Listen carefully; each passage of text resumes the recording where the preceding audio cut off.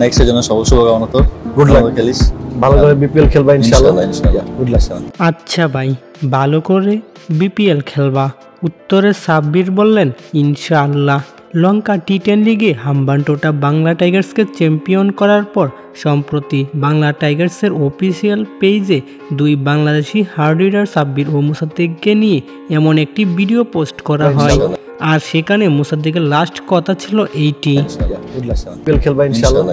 Good luck. অথচ নির্মম কি পরিহাস, গত বিপিএলে ক্যাপ্টেন থাকা এবারের বিপিএলে কোনো দলে ডাক পায়নি এই হার্ড হিটার মুসাদ্দেক হুসাইন সৈকত। অবশ্য গত বিপিএলে দুর্দান্ত ডাকার হয়ে ব্যাট হাতে মোটামুটি ভালোই পারফরমেন্স করেছিলেন, তবে এবার ডাকার মালিক চেঞ্জ, তাই হয়তো দল পান নাই বা কোনো ফ্র্যাঞ্চাইজি মালিক কিনতে আগ্রহ দেখায়নি। তবে সাব্বিরকে বলা কথা ঠিক, হয়তো মুসাদ্দেককে একটু আক্ষেপ করতে হবে, কারণটা দল না পাওয়া, তবে চেষ্টা হয়তো চালিয়ে যাবেন তিনি। তবে লঙ্কা টি10 লিগে ব্যাটিংয়ে ভালোই হিটিং সামর্থ্য দেখান এই হার্ড হিটার, যতবার সুযোগ পেয়েছেন ব্যাটিংই করেছেন 250 স্ট্রাইক রেটে। আপনার কি মনে হয় বিপিএলে মুসাদ্দেককে মিস করবেন কি না, জানিয়ে দিন কমেন্টে। নাজমুল হক সিয়াম, ডেইলি স্পোর্টস আপডেট।